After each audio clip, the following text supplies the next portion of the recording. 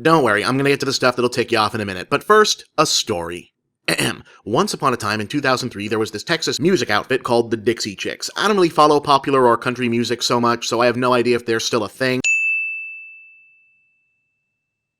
But back then they were a big thing on the verge of crossing over into the mainstream pop scene. But then they did a show in London during the Iraq War and told audiences they were ashamed that the President of the United States was from Texas. That didn't go over so well with a lot of country music audiences who, at least as far as demographic data is concerned, tend to be on the other side of that statement politically. Figures in the media favorable to the President use the power of their professional soapboxes to rally that irked audience into a crusade against advertisers that effectively got the Dixie Chicks bumped from the rotation of most country music stations, which was a big deal because country is pretty much the last genre where terrestrial radio presence can actually make or break you. This led some fans on the other end of the political spectrum to allege that not only was this turn of events unfair, but that it amounted to the Chicks' music, if not their very voices, having been censored. Now, I'm going to say something that's probably going to get me the side-eye from a lot of my fellow Blue State, Coastal, Ivory Tower, tax and spending, latte sipping, Europe envying, MSNBC watching, Streisand listening, quinoa eating, culture driving, art cultivating, tech innovating, most of the rest of the country supporting people.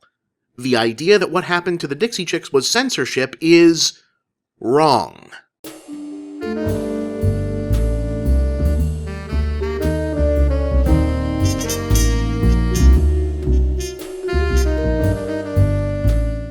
Alright, before we proceed, yes, I'm aware that the technical definition of censorship is an act of changing or suppressing speech or writing that is considered subversive of the common good. What I and the rest of us are also aware of is that there's a distinct difference between technical definitions, which are true in debate clubs, and practical modern parlance, which is true in life. For example, the technical definition of dork is a whale's penis, whereas the practical definition of dork in modern parlance is me in whatever year this Halloween photo was taken. Yikes.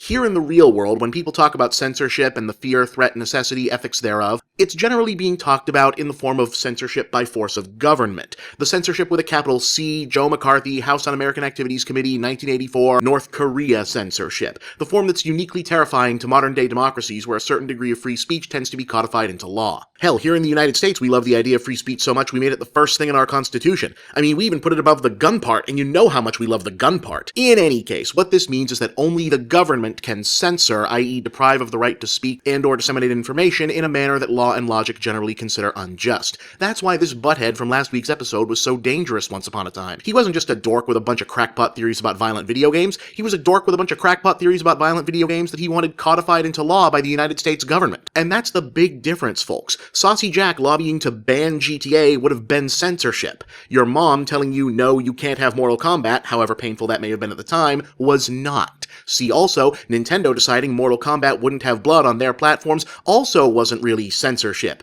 It was just a stupid f***ing business decision. Now, this sounds pretty clear-cut, but it can actually be kind of rough in practice. See, pretty much everyone agrees that censorship is a bad thing, unless it's censorship of something you don't like. Even people, hell, especially people who don't really know what it means. But not everyone agrees about what's good or bad or appropriate or untoward to say, particularly in an increasingly diverse society, where it's more and more difficult for any one group to position itself as the social default, the price to be paid for living in a world with more flavors than Hellman's on Wonder Bread. And when disagreements break out around, say, depictions of religious imagery, gender issues in popular culture, the offensiveness or lack thereof of jokes, it's not uncommon for folks who don't see those debates go their way to accuse the other side of direct or de facto censorship. And that's very problematic, as it has the effect of casting the opposition in the role of an unjust oppressor when really they just disagree with you on this or that fundamental. As in, you could probably tell that I think what happened to the Dixie Chicks back in the day was kinda crummy and unfair, but they didn't get censored, they got shouted down in the public square. And the distinction is an important one if honest debate and discussion is going to stay honest, i.e. my right to speak is also your right to tell me that what I spoke was wrong, or stupid, or offensive to you, or to ask that I please not say it, or reconsider saying it, or even get a bunch of other people who agree with you to shout about it until I'm effectively drowned out. Something else that's not censorship? Convincing or attempting to convince an artist or creator or game developer to make this or that change to their work with your arguments. Yes, even if they do end up doing so more out of worry about public perception or market reactions than having genuinely seen the light. My right to tell my favorite creators, you're the man, change nothing, is someone else's right to tell a creator of their choice, hey, some of what you're doing is incredibly offensive, maybe think about doing something else. And while we're on the subject, another thing that's not censorship, and has never been censorship, is not being able to exercise exercise your free speech in the venue of your choosing. There's no right to be heard, no one owes you a podium to speak from, or a wall to paint on, or a megaphone, or a microphone, or a broadcast network, or open use of some other private person or entity's comment section, which of course brings up the ugliest, most genuinely unfair, and least fixable aspect of this whole thing. Yeah, that does in fact mean that sometimes the side that gets heard the most is the side with the most pre-existing access to media and public attention. But if that makes you mad, and I think it should, it makes me mad, well, good, but that ain't censorship you're mad at. What you're mad at is capitalism. Sorry. Look, there's no easy answer to this stuff because it's an ongoing fact of human existence. There's never going to be a perfectly solvable free speech formula that everyone agrees to apply to every scenario ever, and no, just everyone say whatever you want and grow a thicker skin sure as hell won't be it. It'll always be a back and forth debate, we'll always be parsing it out, and the truth will not be found somewhere in the middle. But still, if I might be so bold as to offer one piece of advice to my fellow nerds, geeks, dweebs, and fan persons about dealing with that ongoing conversation, try to take it less personally, i.e. not immediately assume that an argument that something you might like might also be in some way racist, sexist, homophobic, etc. is implicitly also an accusation of the same against you. It's the nature of geek and gamer culture to internalize the hobbies and cultural ephemera that play such an important part in our lives, but it shouldn't define you to the point where criticism of a thing you like is taken as criticism of you. And that goes for the reverse as well. Alright, that's been 2 weeks of pretty heavy stuff. Next week, maybe something lighter. Maybe. No promises. 3 weeks later.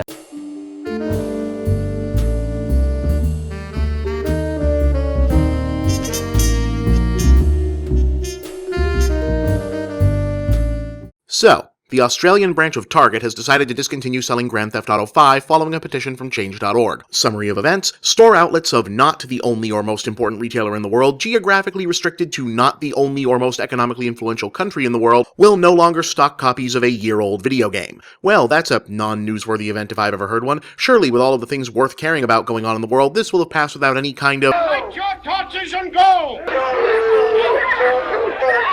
Oh, bloody hell. Okay, so there's actually a lot to unpack here. It's all small, stupid, petty, and frankly beneath even the purview of a show that once dedicated an entire episode to Yogi Bear's necktie, sure, but I am in the business of geek culture, and that occasionally includes small, stupid, petty stuff that geek culture elects to not shut up about. So, first off, I think the whole mess is just kinda stupid, starting with Target's part. Now, as I'll explain in just a moment, I'm not gonna fault them for deciding not to carry a product for whatever reason. Target is a private company, they can sell or not sell whatever it's legal to sell if they so choose. And so can Australian Kmart, which apparently joined in on this particular unstocking. What I am going to say is they went about this in a stupid way for very short-term upside. Because let's be clear, if Target actually felt this strongly about the particular matter, for the record, the petition is very specifically focused on the treatment of sex workers in the GTA games, they wouldn't have carried the damn game in the first place. What's going on here is that their corporate overlords have calculated that unstocking a product that is neither new, super relevant, or likely a major seller from Target is well worth the benefit of getting to say, hey guys, look, Target does not endorse the beating and murder of sex workers, without actually having done anything meaningful. What's stupid about that is they've obviously failed to account for how petitioning and activism works in the internet age, and have opened themselves up to being inundated with more petitions about either vastly less important matters, or launched as retaliatory point-making jokes by people who inexplicably think that Rockstar's latest multi-million-dollar blockbuster adolescent Scarface wannabe wankfest is something that needs to have its honor defended.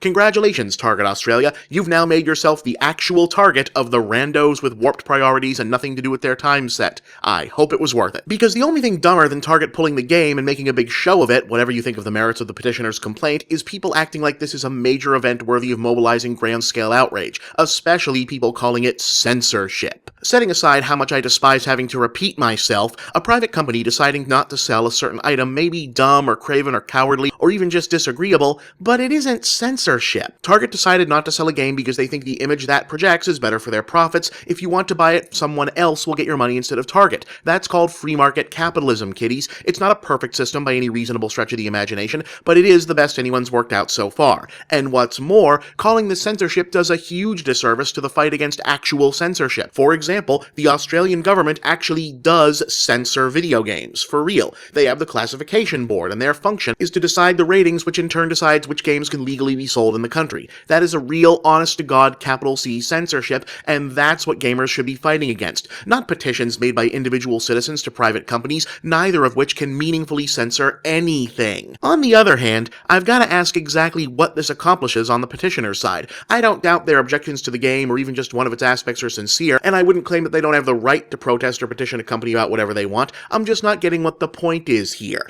Like I pointed out, it's not going to stop hardly anyone from buying the game, and it has the added side effect of making a last-gen title that ceased to be relevant months ago a cause again. I mean, as I hope I'm able to prove shortly, I understand and sympathize with where they seem to be coming from, and if this was about protesting the game being placed in some kind of a museum or receiving some kind of official honor in Australia, that'd be one thing. But this, I'm sorry, but from where I sit, all you've managed to accomplish is making money for Target's competitors, thrusting GTA back into the spotlight, and giving the People's Republic of Overreactistan fuel for their ever-raging persecution complexes. And that's a shame, because all that having been said, even if I don't really agree with petitioning Target not to carry the game, and Target for going along with it, it's only fair to look at the actual merits of the issue the petitioners are raising, i.e. the way the GTA series chooses to use and abuse sex workers. And honestly, if the point is that maybe the series should consider dialing that aspect back, I think they've kinda got a point. Not ban it point, no, but definitely a, hey Rockstar, what the point. The fact is, sex workers are one of the most consistently at-risk groups and professions in the world in terms of likelihood to be victims of violence and sexual assault, risk which is only compounded by laws that make them afraid to come forward, law enforcement agencies' long history of not believing or caring about them in the first place, and societies that frequently regard them as being less than human or even deserving of what befalls them. And while the Grand Theft Auto series' prostitute-killing elements didn't create that atmosphere and isn't going to make anyone go out and commit robbery homicides against sex workers, well, there's an argument to be made that it contributes to the overall atmosphere that normalizes and downplays that kind of violence and dehumanization.